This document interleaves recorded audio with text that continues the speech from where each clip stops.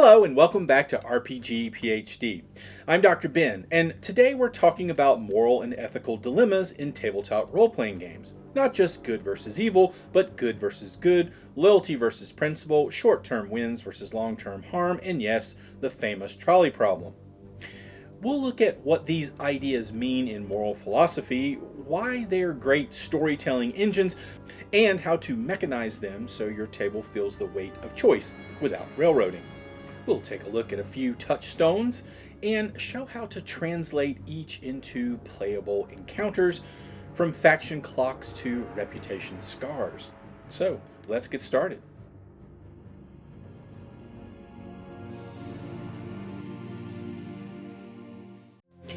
At its core, a moral dilemma is a situation where every available option carries a meaningful cost. No matter what you choose, some value will be betrayed, diminished, or sacrificed. In philosophy, this is often described as a conflict between competing goods. You can preserve loyalty or uphold justice, save the many or protect the rights of the few, tell the truth or safeguard someone you care about. What makes it a dilemma is not that the right answer is hidden, but that every path forward violates something you also care about. Philosophers have mapped these conflicts in different ways. Consequentialists like John Stuart Mill argue that the morality of an action depends on its outcomes. Maximize happiness, minimize harm. Deontologists like Immanuel Kant focus on duties and rights. Certain actions are wrong no matter how beneficial their consequences may be. Virtue ethicists following Aristotle frame dilemmas in terms of what a good or flourishing person would do, emphasizing character over rules or results. And ethics of care, as developed by Gilligan, emphasize the importance of relationships, empathy, and responsibility to particular others rather than abstract universals. Each perspective highlights a different dimension of human morality, and all can inspire design approaches in role-playing games. For role-playing games, the power of a moral dilemma comes less from philosophical theory and more from how the choice is framed and remembered in play. A dilemma feels rich when both sides matter. If one option is clearly trivial or evil, players won't feel genuine tension. Both paths must have emotional, mechanical, or narrative weight. Players see the cost. Choices hit hardest when players understand what is being lost, not just what is being gained. Visible clocks, resource tracks, and non-player character voices can make the stakes clear. The world remembers. A dilemma that vanishes after one scene feels hollow. The best ones leave scars, changed reputations, ongoing faction consequences, or persistent emotional weight that ripples into future sessions. In short, what counts as a moral dilemma in role-playing game design is not just an impossible puzzle, but a collision of values that reshapes the story no matter what players do. By drawing from philosophical models and reinforcing them with narrative and mechanical memory, we create spaces where players aren't just rolling dice, they're confronting what kind of people their characters, and by extension their party, choose to be. The trolley problem is one of the most famous thought experiments in moral philosophy. It was first introduced by Philippa Foot and later expanded by Judith Jarvis Thomson. The scenario is deceptively simple. A runaway trolley will kill 5 people unless you divert it to a sidetrack where it will kill 1. Many people say it's acceptable to divert the trolley, minimizing harm, but balk at another variation where you must push someone onto the tracks to stop the trolley. The numbers are the same, 1 life for 5, but the means are different. Diverting feels permissible, while directly sacrificing someone feels like crossing a line. Philosophers use these variations to probe how we weigh lives, distinguish means from ends, and balance permissions and prohibitions in moral reasoning. At first glance, trolley problems may feel too abstract or academic to fit into a role-playing session, but in fact they map neatly onto role-playing game design and play. They create real stakes. There is no perfect outcome. Every option involves harm, which means every path the party takes makes a statement about their values. They spotlight the party's ethics. A utilitarian wizard might argue to minimize total suffering, while a deontological paladin insists that some lines can never be crossed. A care-focused cleric might prioritize protecting known relationships over faceless numbers. Because RPGs are ongoing, choices like these ripple outward. NPCs remember, factions react, the world changes. A village saved may become a future ally, while a group abandoned may turn hostile or spread stories of betrayal. In other words, trolley-style dilemmas are story engines. They generate drama, reveal character, and ensure the campaign remembers what the players did. So let's take a look at a couple of different plug-and-play trolley frameworks. Diverging clocks. These are visible harm tracks. So you can put 2 or more clocks on the table, each representing harm to different groups or values. For example, civilians in danger versus the city walls are going to collapse. Any action the players take advances 1 clock while reducing the other. There's no way to save everything. The question is, what matters more? Or maybe weighted resource trade-offs. Frame the dilemma in terms of scarce resources. Each option burns something the party cannot easily replenish. Could be time, spells, supplies, or maybe even their reputation. For example, saving villagers from a burning church costs spell slots or hit points that leave the party underpowered for the coming siege. The choice isn't abstract, it's embodied in the mechanics. Or maybe ethical stress or reputation tracks. Choices mark asymmetric tracks like guilt for the innocent, stain of dishonor, or ruthlessness. These don't vanish after the session, they shape non-player character reactions, color dreams, and influence future roles. By embedding moral consequences in mechanical memory, trolley dilemmas become part of the campaign's fabric rather than a one-off gotcha moment. Or you could have a party internal trolley. Instead of external victims, set up a situation where the bonds of 2 player characters are mutually exclusive. The rogue's family and the paladin's temple are threatened at the same time. Only one can be saved. Now the dilemma forces intra-party negotiation. Players must debate values, loyalties, and priorities, making it as much a social encounter as a moral one. So here's a larger example. Picture this. The dam will burst at dawn. The floodwaters can be diverted in one of 2 directions, but not both.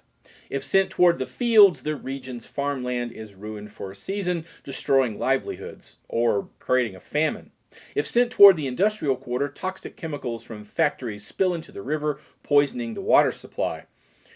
On the table, you could place 2 visible clocks, the farmer's livelihoods and the worker's health. Every effort to shore up one side advances the other. When the crisis ends, whichever clock fills becomes the lasting consequence. The game master then marks reputation, farmers or workers, based on the choice. That reputation influences who trusts the party, who resents them, and what storylines unfold next. The players can't solve this in a way that pleases everyone. That's the point. Their choice defines their priorities, and the campaign world will never forget it. Trolley problems can work well in RPGs because they embody the essence of roleplay as a moral laboratory. They force players to explore not just what their characters can do, but what they should do. And unlike in philosophy classrooms, the consequences in role-playing games don't stay on the chalkboard. They echo in the living, breathing world of the campaign. One of the most compelling forms of moral dilemma in tabletop role-playing games is the value conflict, where both sides of a choice are morally legitimate and emotionally resonant. These aren't the easy save the puppy or kick the puppy scenarios. They are choices like protecting a sacred forest or feeding a starving village. Both actions serve genuine goods, and neither option is evil, but they cannot both be pursued. As philosopher Bernard Williams argues, integrity sometimes requires acknowledging that values cannot always be reduced to a single scale, while utilitarians such as John Stuart Mill insist that we weigh and aggregate outcomes to maximize welfare. At the table, value conflicts create space for debate, role play, and genuine soul searching, because the party cannot simply math their way to an optional solution. They must decide who they are. Role-playing games can present value conflicts by giving players two worthy claimants with incompatible needs and making sure each side is humanized and mechanically relevant. It's not enough to gesture vaguely at the villagers or the spirits. Players should meet non-player characters, hear their pleas, and understand what's at stake. Mechanically, this can be tracked through favor tracks while aiding one faction cools the other's trust, or through mutually exclusive boons, where the group must choose between powerful but incompatible rewards, say the blessing of the forest spirits versus the safe delivery of a vital supply caravan. At the table, this might look like a tense negotiation between the local dryads and the struggling village. The dryads beg the heroes to halt the logging that threatens their ancient groves, while the villagers insist that without lumber they will freeze in the winter. Choosing to bless the forest might grant the party nature's ward, a boon that shields them in wild spaces, but it comes at the cost of the village's resentment and possible collapse. Choosing to escort the lumber caravan secures stores that aid survival and curry favor with the villagers, but raises druidic enmity as the forest spirits turn hostile. No matter what the players do, they carry both the benefit and the loss forward, and that duality of consequence is what makes value conflicts such enduring and powerful design tools. Some of the most enduring moral dilemmas in both politics and storytelling revolve around the ethics of time. Do we seize a quick fix today, knowing it may cause harm tomorrow? Garrett Hardin's famous essay, The Tragedy of the Commons, warns of exactly this. When individuals or groups take short-term benefits from shared resources, the long-term result is collective ruin. Long-term versus short-term trade-offs work best when the future costs are made visible. Players must know they are making a Faustian bargain. Otherwise, it feels like a gotcha rather than a genuine dilemma. Good design ensures that deferred consequences are telegraphed and tracked mechanically so players feel the shadow of their choices even after the immediate crisis passes. You could use a campaign clock, for example, every time the party takes the expedient route, burning forbidden magic, indebting themselves to criminals, cutting moral corners. A relevant clock or some sort of tracker sort of ticks forward. Blight spreads, debt comes due, or political backlash all serve as persistent reminders that the bill will arrive. Similarly, games with seasonal or generational structures, like Legacy, Life Among the Ruins, excel at intergenerational consequences where the grandchildren of the party must deal with the fallout of choices made long before. At the table, this might play out in a plague-stricken village. The party discovers that unleashing Blightfire will kill the disease instantly, saving lives in the short term. But the game master places a soil sterility clock on the table, warning that when it fills, crops will fail across the valley. The heroes must decide, is it worth sacrificing the future harvest to save lives today?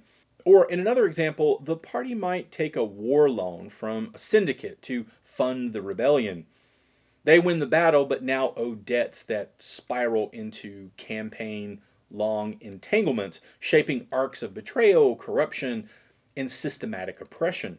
These dilemmas matter because they force players to confront the uncomfortable truth that not all victories are clean, and not all consequences are immediate. Short-term expedients can feel heroic in the moment, but role-playing games are uniquely suited to remembering choices and letting them echo, ultimately forcing players to live in the worlds that they shape. Few dilemmas cut as close to the bone as the conflict between personal loyalty and abstract principle. Should you stand by those you love and trust, or uphold impartial justice even when it hurts your own? This is the ethical divide between ethics of care, which emphasizes relationships and responsibilities to particular others, and deontology, which stresses universal duties and impartial rules. In fiction, this is the tension between the loyal knight who defends a beloved but corrupt king and the reformer who betrays their comrades to uphold justice. In tabletop role-playing games, this conflict resonates because players invest deeply in bonds with NPCs and fellow PCs. When those relationships collide with higher laws or oaths, every decision feels personal. Designers and game masters can present these dilemmas by putting a beloved NPC on the wrong side of the law or setting up situations where a player character's sworn oath is at odds with their relationships. Both choices should carry real cost. Betray your bonds and risk alienating allies, or betray your ideals and mark yourself as compromised. Systems can model this through bond stress and oath integrity as separate meters, making the trade-offs concrete. Games inspired by Powered by the Apocalypse could add oath moves that trigger when players choose loyalty over principle, or vice versa. For instance, breaking an oath to save a friend might force you to mark stain on your sheet, but grant you a burst of fervor for one scene, a reflection of the emotional intensity of choosing loyalty in defiance of duty. At the table, this could take the form of a mentor who has committed a crime for noble reasons, say forging tax records to keep starving families alive. Exposing them preserves your civic honor, but shatters the mentor bond that you've built across many sessions. Protecting them secures street loyalty, but forces you to mark an oath stain as your sense of integrity corrodes. Either way, the story moves forward with consequences that ripple outward. Allies choose sides, factions respond, and your character's identity shifts. What makes loyalty versus principle dilemmas so rich in role-playing games is that they invite players to reflect on what kind of heroes they want to be. Are they bound first to their companions and loved ones, or do they stand for something larger, even at personal cost? These moments are rarely about winning or losing. They're about defining character, shaping reputation, and exploring the tensions that make role-playing games so resonant. Another classic form of moral tension is what political philosopher Michael Walzer called the dirty hands problem. Situations where leaders must do something morally wrong in order to achieve a greater good. These dilemmas recognize that sometimes there is no clean path forward. Every action leaves a stain. In role-playing games, this plays out when the heroes must make compromises that save lives or avert disaster, but at the cost of their own virtue, reputation, or even humanity. The question is not whether the choice is right or wrong, but how much the characters are willing to taint themselves for the sake of others. Dirty hands dilemmas are effective in play because they collapse the distance between player and character. Rather than weighing two external goods, players are forced to decide how much corruption, guilt, or moral compromise they are willing to accept. This makes the consequences deeply personal. To bring this into design, game masters and systems can track the fallout of such choices mechanically. Corruption or remorse tracks ensure that each compromise is remembered and accumulates over time. Dark bargain mechanics, a staple in horror and occult-themed games, give players immediate power in exchange for long-term scars. These tools make the moral weight concrete rather than abstract. At the table, dirty hands dilemmas might look like interrogating a prisoner to gain vital intelligence. If the players choose to use coercion, they advance a remorse track by 2 points, but gain the information needed to prevent an ambush. Or perhaps the only way to stop a plague is to strike a bargain with a demon. The cure is real, but the demon demands a foothold in the world. Accepting the deal creates a permanent corruption tag on the party that NPCs will sense in future encounters. Alternatively, the game master might build a dirty hands economy into the system, where taking shortcuts through cruelty, betrayal, or taboo magic always pays off in the short term, but leaves permanent marks on character sheets, penalties, nightmares, loss of reputation, or narrative hooks for future trouble. These dilemmas are powerful because they ask, what is the cost of victory? Players are forced to reflect not just on what their characters achieve, but on what they become in the process. And that reflection can make victories more bittersweet, defeats more tragic, and campaigns more memorable. Not all dilemmas in role-playing games stem from clear villains or monstrous threats. Sometimes the true antagonist is the system itself. Biased courts, corrupt markets, or unjust laws that perpetuate harm regardless of who holds office. Political theorist John Rawls famously argued that justice should be judged by the fairness of institutions, not just outcomes, while Iris Marion Young emphasized how structural injustice operates through procedures and norms rather than singular bad actors. In play, this means that even when the party does good, they may reinforce the very system that oppresses the people they're trying to protect. The tension is not whether to fight a villain, but whether to work within or against broken systems. Role-playing games can present these dilemmas by making procedures themselves visible and unavoidable. Bribery to free the innocent, fees for essential permits, quotas that starve some groups to benefit others, bureaucratic gatekeepers who delay aid. When the only way to save someone is to participate in corruption, the party might ask whether they are willing to grease the wheels of injustice for short-term relief, or whether they will resist, risking greater harm in the moment. This is the stuff of powerful drama because it reframes morality not as personal failings, but as collective entanglements. Mechanically, these scenarios shine when systems are tracked explicitly. A legitimacy meter for the regime can rise whenever players feed the machine, even if their intentions are noble.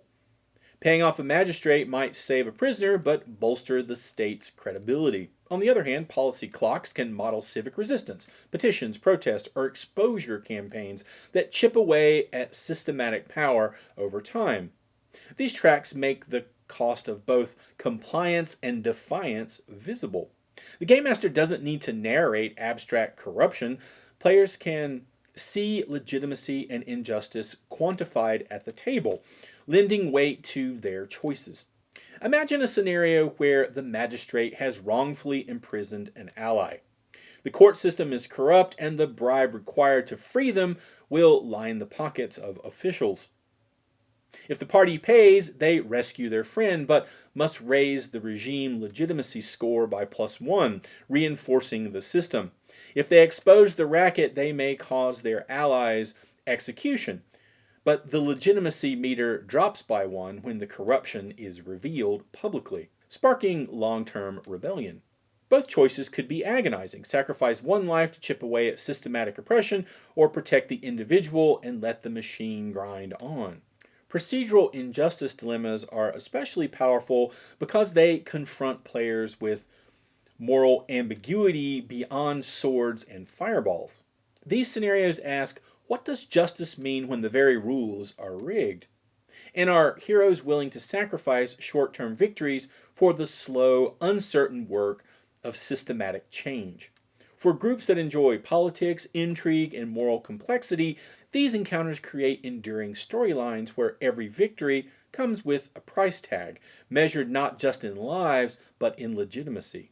In the real world, most ethical choices are made with incomplete information. We rarely know all the facts, outcomes, or hidden consequences when we act. This is the domain of game theory and decision theory, where choices must be made under conditions of risk, uncertainty, and sometimes deliberate misinformation. In role-playing games, information asymmetry can be a powerful design tool because it forces players to commit without certainty. They may only have rumors, partial clues, or biased reports to guide them, but the world keeps moving whether or not they've uncovered the truth. RPGs can stage these dilemmas through conflicting rumors, unreliable narrators, and time pressure. Perhaps two factions both insist they own a relic and both present persuasive but partial evidence. Or perhaps a looming invasion forces players to act before they've gathered all the facts. The tension is not only in the decision itself, but in the process of deciding when enough information is enough. Do players keep digging, spending valuable time while threats advance, or act now and risk backing the wrong side? Mechanically, designers can make uncertainty tangible with rumor tables that include reliability tags so players know that not all sources are equal. They can spend time, money, or favors to improve the signal, but doing so may advance other clocks or threats. Evidence tracks provide another potential structure. Each clue fills segments, and only by reaching certain thresholds do safe or fully informed options appear. Until then, choices carry risk, and the possibility of being wrong is what makes the decision meaningful. These sorts of mechanics highlight epistemic virtues, patience, critical thinking, trust building as skills worth rewarding at the table. So, this could take the form of two rival towns claiming ownership of a sacred relic I mentioned before. Investigating further would clarify the truth, but every day spent searching advances the bandit threat, bringing the raiders ever closer. The party must decide, do they act quickly, risking that they'll side with the wrong claimant and face long-term credibility fallout, or do they delay, secure the truth, and risk arriving too late to stop the bandits? Either path reveals something about the party's priorities, whether they value certainty, speed, loyalty, or pragmatism. Information asymmetry dilemmas resonate because they mirror real human decision-making. Most of the time, we can't wait for perfect clarity. We must act under risk, trusting our judgment, allies, and values.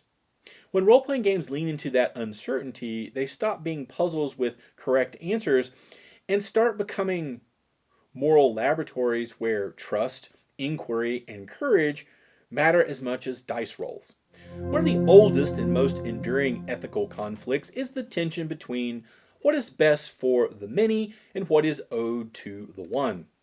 Utilitarian philosophers like John Stuart Mill argue that morality is about maximizing overall happiness, even if individuals must be sacrificed for the greater good. In contrast, deontologists, such as Immanuel Kant, insist that some actions are morally forbidden, no matter the outcomes. Certain rights and dignities must never be violated. Political theorists like Garrett Hardin connect this to the public goods problem, where collective welfare depends on individuals accepting constraints for the sake of all. In role-playing games, this conflict is particularly sharp because players must live with their choices in a shared world. Do they sacrifice a companion, a village, or even a principle for the sake of survival? Or do they uphold rights and suffer the larger harm that follows? At the table, these dilemmas take shape when the party faces choices like sacrificing a small group to save a larger one, or preserving one person's freedom at the expense of many others. Crucially, the individuals who stand to be sacrificed must be given voice and presence. It's easy to dismiss an abstract population, but much harder when you've spoken to the people who will pay the price. Designers and game masters can make this conflict hit harder by ensuring that both the collective and the individual are made real and narratively significant, not just numbers on a sheet. Mechanically, these tensions can be modeled through population, morale, or stability tracks that track the well-being of the many alongside rights or liberty constraints that represent non-negotiable values. One design strategy is to impose narrative preconditions on certain actions.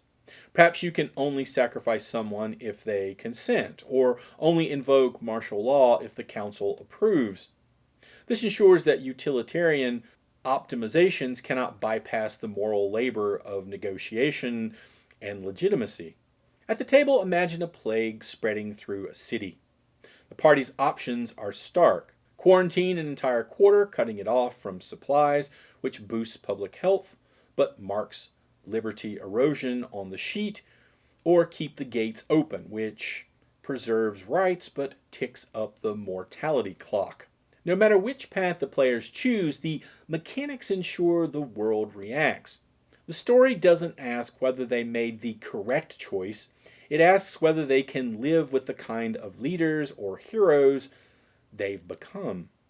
Collective versus individual good dilemmas are powerful because they highlight the inescapable costs of governance and leadership. In role-playing games, they remind players that heroism isn't just slaying dragons, it's deciding whose lives, liberties, or futures are preserved and whose are put at risk. These choices define not only the outcome of the campaign, but the moral identity of the party itself. Not all moral dilemmas come from the outside world. Some of those gripping and memorable emerge within the party itself. These are the moments when integrity, loyalty, and worldview collide, forcing players to negotiate not only with non-player characters, but with each other. Bernard Williams argued that moral conflicts often cut to the core of personal identity.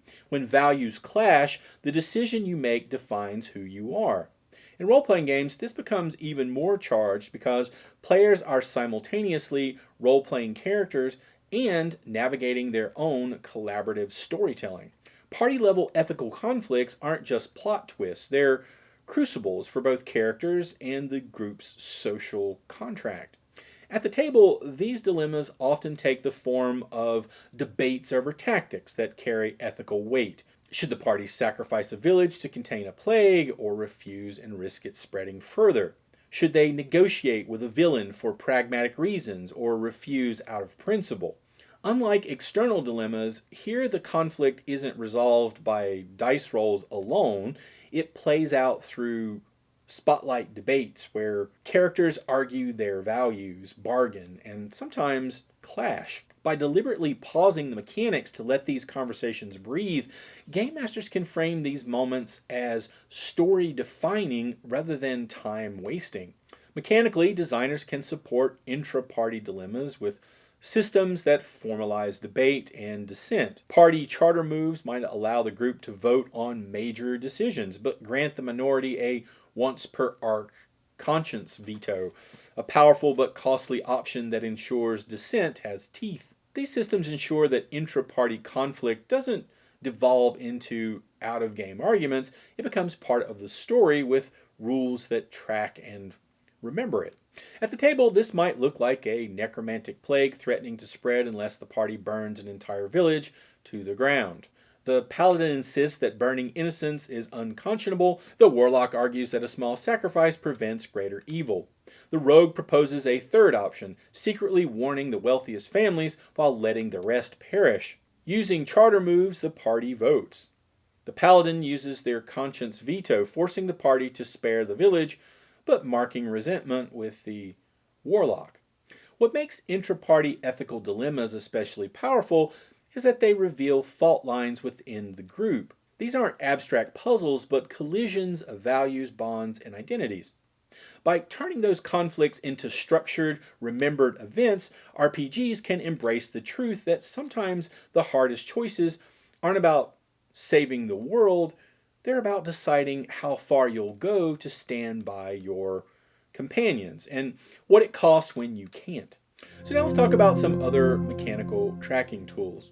Point or token pools. Instead of clocks, you can use pools of tokens that shift when choices are made. So for example, a favor pool with the local church. When the party sides against the clergy, you remove a token. When they defend them, you add one. NPCs check the pool to decide their attitude. Reputation or standing scores. You can track standing numerically with factions, communities, or even individual NPCs. So for example, when you side with the workers, that raises your labor reputation by +2, but lowers merchant reputation by 1 or 2. Instead of a countdown, you're building a shifting network of relationships. Condition tags. You can apply narrative tags or conditions that stick until addressed. For spirits enraged or burdened by guilt, these aren't numbers, they're narrative flags that influence scenes until they are resolved. Narrative scars. Record decisions as permanent scars on the campaign world. So, for example, the dam was diverted towards the fields, the farmers are ruined. No meter or track, just a written note in the campaign log that colors every future session. Resource loss or alteration. You can also tie consequences to mechanical resources instead of abstract tracks. So for instance, saving the town costs half of the party's supplies. Refusing the deal marks corruption on a character sheet. The fallout is immediate and tangible. Some players and GMs don't like to track any of these things mechanically, so they like narrative-only options. So let's look at some narrative-only approaches. Game master memory and improvisation. You don't track anything formally. You simply remember what happened and let it inform NPC behavior, setting changes and future opportunities. So, for example, the party sided with the guild. Next arc, the guild shows up as a powerful patron. Or player-led remembrance. You can ask players to write down campaign scars on a communal sheet or map. They'll remind you and themselves of consequences. For example, a shared world map where they sketch burned villages or note factions that they betrayed. Living NPC responses. Instead of clocks or numbers, let the reactions of recurring NPCs carry the weight. So, for example, the mayor they betrayed now snubs them in public. The mercenary captain they saved shows up to repay the favor. You might skip tracking altogether for tone and simplicity. Not every group wants dials and counters. Sometimes it's enough for the game master to weave consequences naturally. Now let's talk about some reasons that you may not want to use moral dilemmas in your games. As powerful as moral dilemmas can be, they aren't always the right fit for every table or every game. While they add dramatic tension and ethical depth, they also introduce risks that can disrupt play or alienate players. So here are some reasons to approach them with caution. The first is emotional safety and consent. Not every group comes to the table wanting to wrestle with ethical trauma. A scenario where players must choose who lives and who dies can be deeply uncomfortable for some, especially if it echoes real-world hardships.